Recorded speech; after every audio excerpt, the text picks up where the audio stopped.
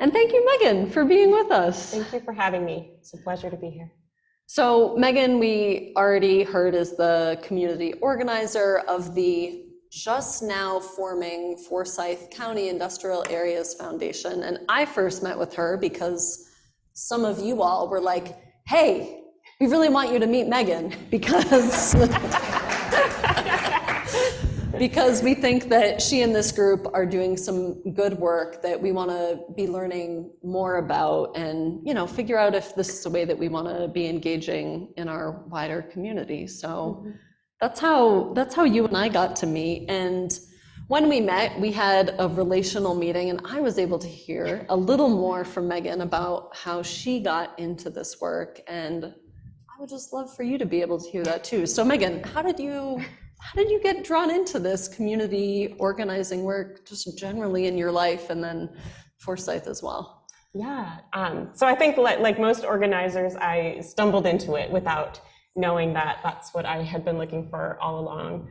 So I moved here to Winston in 2015, originally to take a job as community garden coordinator, and that was a wonderful vocation for a number of years. Okay. Where at? Community garden coordinator? So for the Forsyth County Cooperative Extension, so all throughout the county. But I also started getting involved with an after-school program at El Buen Pastor Church, which is a Hispanic church that's a sister church to my congregation. And I just remember in late 2016, early 2017, the kids just started showing up in tears. It was a time of pretty awful anti-immigrant rhetoric and policies, many of which are still in place today. Some parents were deported from the county jail after getting picked up for minor traffic violations. And I had children, and we're talking third graders, like with little Spider-Man and SpongeBob backpacks, coming up to me and asking if it was true that their parents would be taken away from them.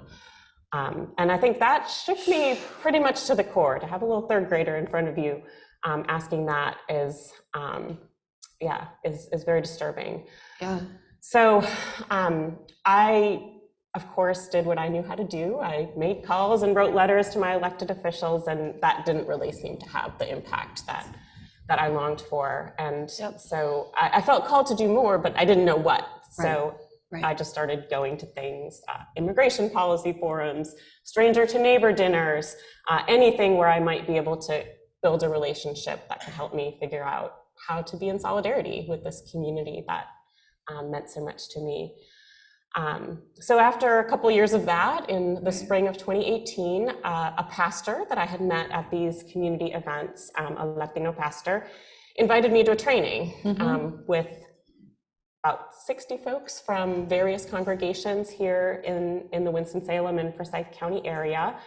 And we shared our stories in pairs, kind of like we're doing now, except not in front of a bunch of people. Hi, everyone. And then they broke into groups to reflect on a really simple question, but a powerful one, which is, if you could change something in our community to improve your family's life, what would it be and why? So I got to be, as you say, a witness to what I did not know then was the formation of a new chapter of the North Carolina Latino Congress, which is also an affiliate of this larger IAF network. And what was really impactful for me, I think, was watching folks who had been living in a lot of fear start to take heart and reclaim their voices because of the presence of their neighbors. Recognizing that they weren't alone. So out of those conversations, we identified 3 areas where the group wanted to focus its work. So immigrant safety, access to quality education for their children, and access to healthcare, and started getting to work. So it was, for me, I think one thing that impressed me a lot was just the way that the organizers really listened, right? Instead of coming and saying, oh, here's something we want to give you. It said, what do you need? What do you want? What's the vision you have for our community? And then actually acted on that, which is something I think we just don't see enough, but it's powerful. So long story short, 6 months later, we put 450 people in Marvin United Methodist Church, and the police chief and the sheriff-elect were there to respond to concerns that that community had, and made some real commitments that made that community more safe and less fearful. So one of those being that the sheriff-elect committed to cease collaboration with ICE in separating families. And so that was huge. Yes. So I would have loved to see comprehensive immigration reform nationwide, but what we could get was this local change that made a big difference for a lot of families. So then we went on to work with the school system to add bilingual staff that today in schools across the district are helping parents and their children access the best educational opportunities.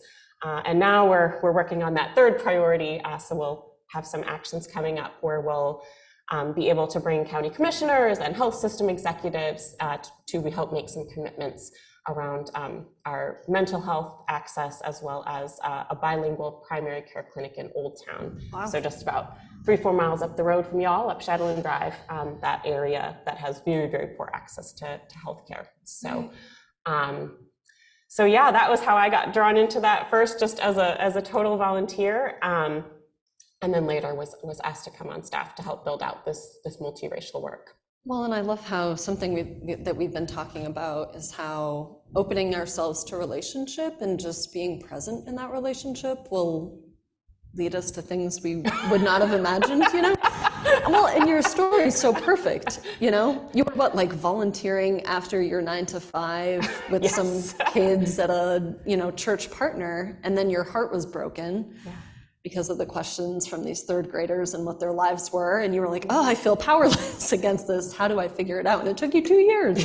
Yeah. And then you got pulled into this other work. And I think that's just, it's a beautiful story and model of kind of what we've been exploring together, and how in leaning into relationship and love, we don't know what will happen, but we know some things are going to happen, you know? If you want to make God laugh, tell them your plans. Yeah. So, I know the meaning of that now. But I know that you've also been involved in community organizing as a minister. How did that come about? Yeah, these folks, as I'm getting to know everyone, have heard a lot recently about my own start in ministry in West Virginia. And part of that story, too, is that I'm someone who likes to do things in community, and I think I do better. I think we all do better when we're doing things and we have like a team that we're doing them with. So I was trying to find my team when I got there, and I talked with some of the other clergy, pastors, rabbis, and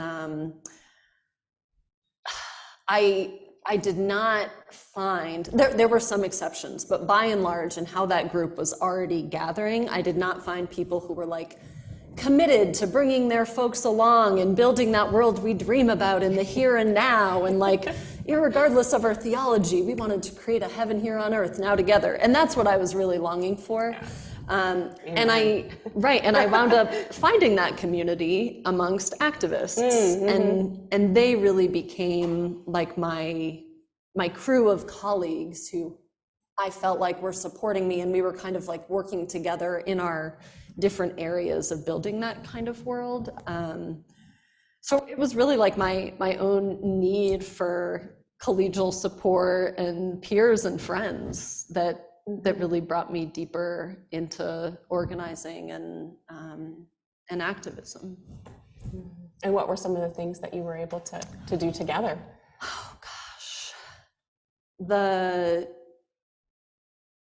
one that these folks have heard about were involving some more like national pressure, but West Virginia is a place where there has not been a great investment in terms of like liberal or progressive politics have become like really disenfranchised. So it is a long-term ground game in West Virginia, and my folks and I started an organization called Rise Up West Virginia, and we worked on some really local medical just like improvement for folks. And we were actually, and none of which could be passed because even in hyper local government, there were not people who were on our side. So from those conversations that we had about what people's medical needs were, we actually were able to find community leaders who wound up running for like city council, Wow, school board, and we got some wins, and they're still building on it. It's not like a majority yet, but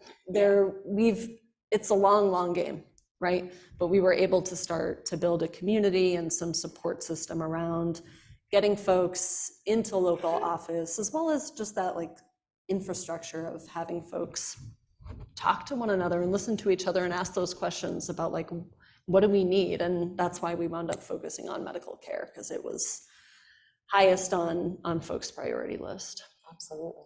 Yeah. So what are some of the ways, we heard a little bit about how the Latino Congress here in Forsyth started and how they're kind of members of the Forsyth County IAF. Like, what's the shift been like in now trying to build a multiracial, broader community organizing effort? Yeah. And so that actually grew out of some of the Latino-led organizing. Okay. I think it was about early 2021. So this would have been after our second campaign win with the school system. The Latino leaders came together to reflect on, okay, so we've done these two things. What are our next steps? How can we have a bigger impact? And they really realized that there were big issues that were impacting not just Latino communities, but all communities. Right. So the crisis of the lack of affordable housing, the need to fully fund and fully staff our public schools, that affects all communities. And so I think we realized that the way to do that was to expand this coalition into a fully multiracial, fully inclusive coalition that could pursue the hopes and dreams of our whole community. And now that is much more difficult in many ways. We were able to move pretty quickly to action with the Latino Congress because there was this shared experience of what it is like to be an immigrant in the United States, in North Carolina, in Forsyth County. Whereas when we're talking about a multiracial group, there's much more diverse experiences and not yet a common sense of what the priorities are. And so it's been a longer game, but one that I think is very worthwhile and one that we're engaged with now. And so we've been building on the work of some of our sister organizations here in North Carolina. There are similar, what we would call broad-based or multiracial organizations already established in Durham, in Orange County, so the Chapel Hill, Carrboro, Hillsborough area, as well as Wake County. And so we're building on that work and on that model that they've used to have such success in the Triangle. Great. So as a fellowship where, some of our lay leaders have been like, when they were like, hey, Reverend Kayla, go, we want you to talk to Megan. We're kind of in question about, is this a group that we want to be joining and being involved in? So I think folks would love to hear a little bit more about like, okay, what's the process now? Like, we've heard that there's kind of listening and then the team decides on what we're going to focus on.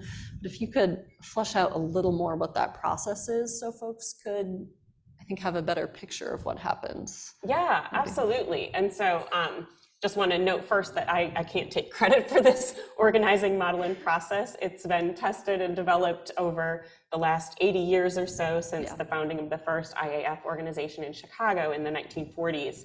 And it's been used by over 60 organizations nationwide. So it's not something we invented yesterday. Right. It's something that we adapt locally and use, but it is a tried and true model.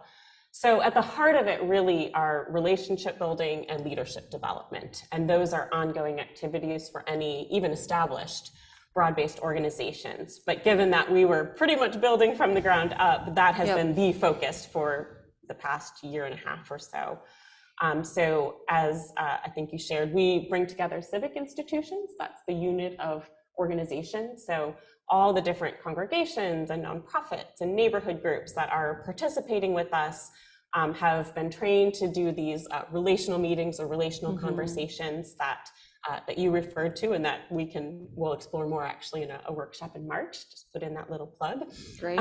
So folks like Flourish, right, has been involved. The Shalom Project, which Flourish is under them. Thank you. The Southeast Neighborhood Association, Once United Church of Christ, Renewal Fellowship United Church of Christ, Trinity Presbyterian, which is my congregation. So all different types of civic institutions. So they've been trained in this relational conversation model and have held hundreds of one-on-one conversations, first within their institutions to better know each other, their stories, their interests, what people are passionate about and care deeply about, and then across institutions, so that we start to know the stories and interests of people with a different experience from our own.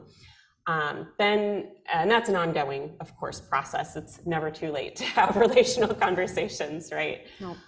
Then that second piece of leadership development, we've trained so far about 170 leaders from 30 different institutions in a deep understanding of how power works, how we can build it and use it together for the aims of justice.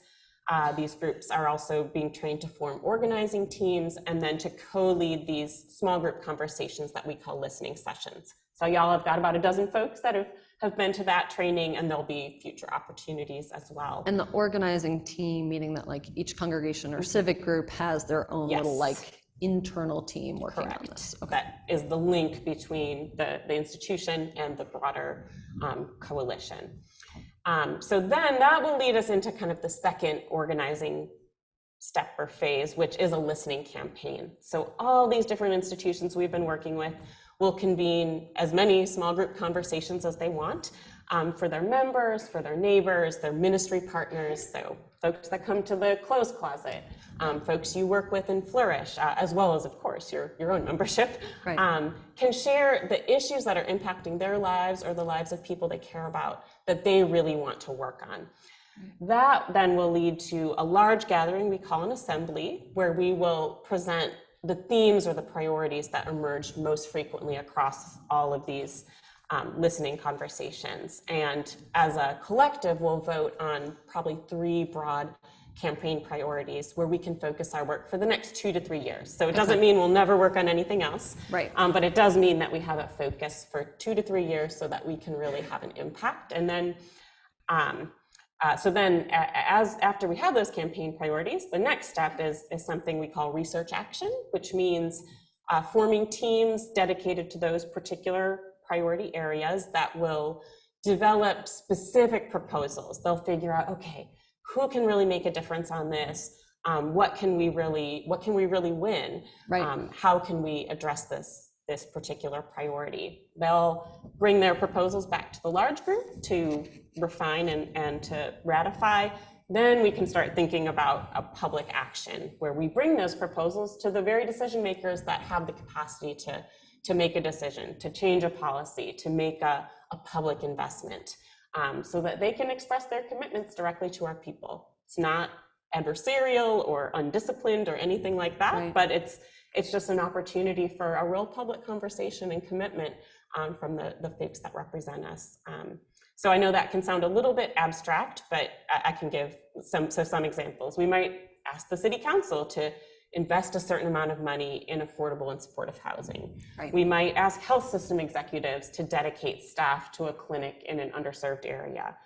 We could ask the school system to hire more counselors, whatever the group thinks is a solution to the issues that they've identified.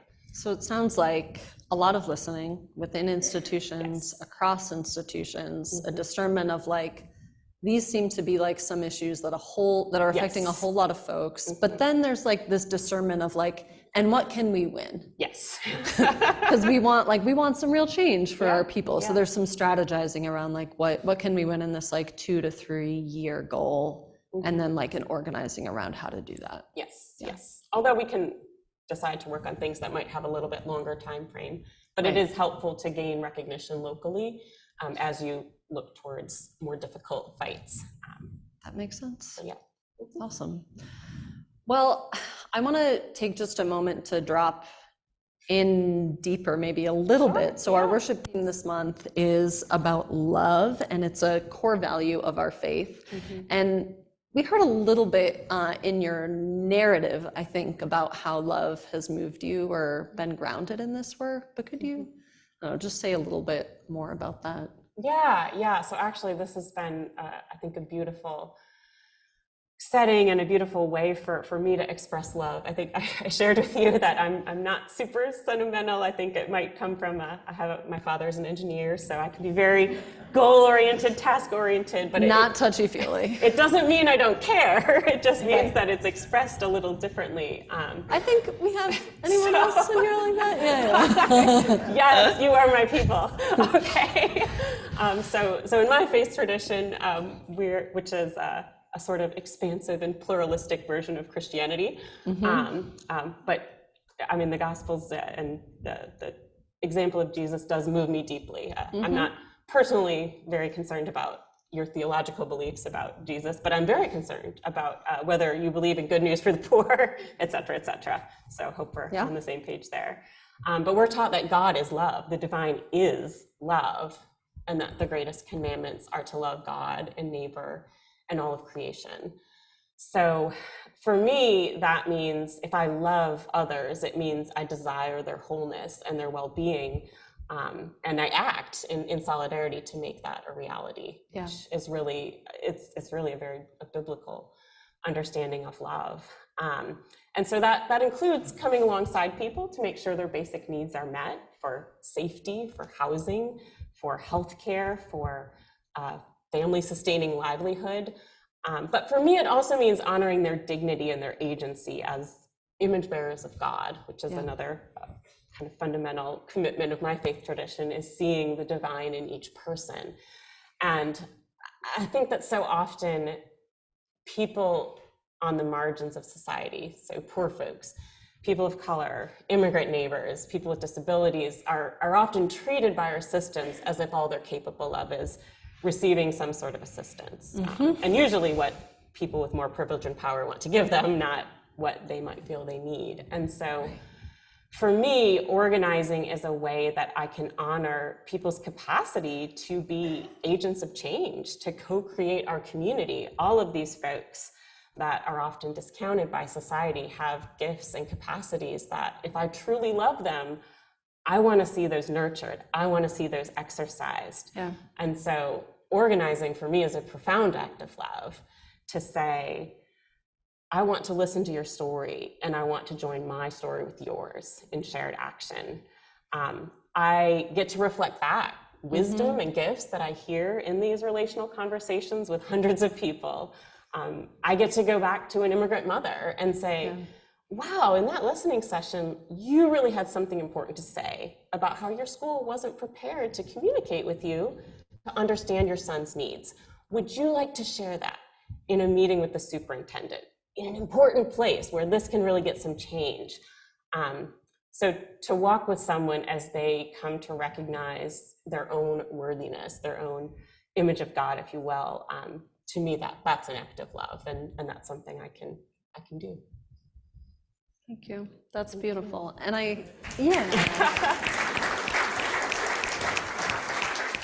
And I'm also curious, I love hearing how people of different traditions, how their faith, their theology, their congregation's mission intersects with this work of organizing. Could you share a little bit about how you see that happening, perhaps here at the fellowship?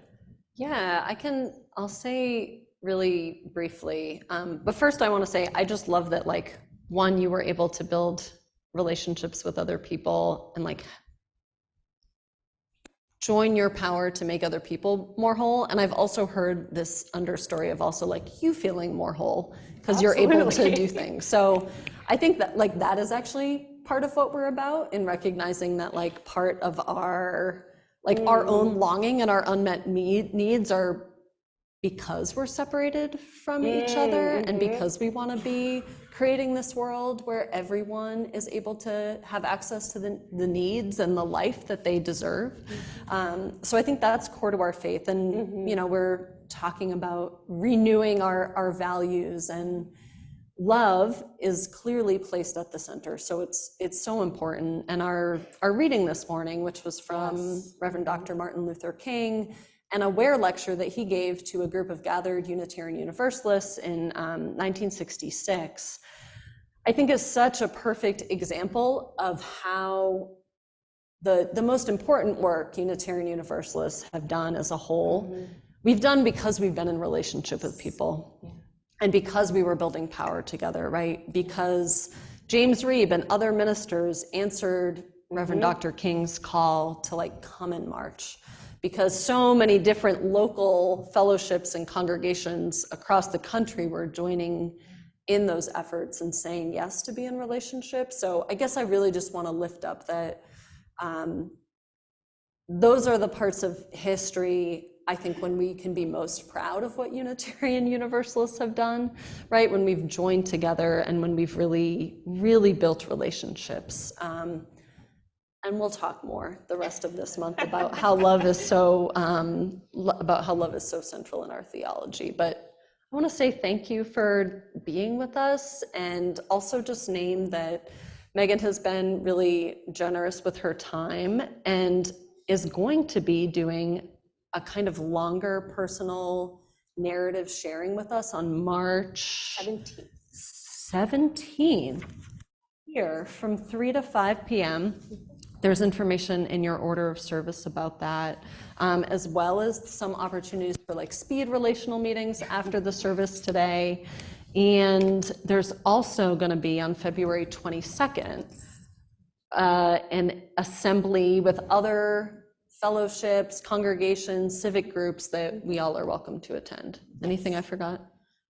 We'd just love to see you all there on the 22nd. And that will actually be a time we will definitely have time for relational meetings across institutions. So you can come and meet someone you don't know from another congregation or neighborhood or organization. Great. So an awesome time to see what more of this is about. Yeah. Well, Megan, thank you for sharing your story and just letting us know a little bit more about this effort. Really appreciate it. It's an honor to be here. Thank you.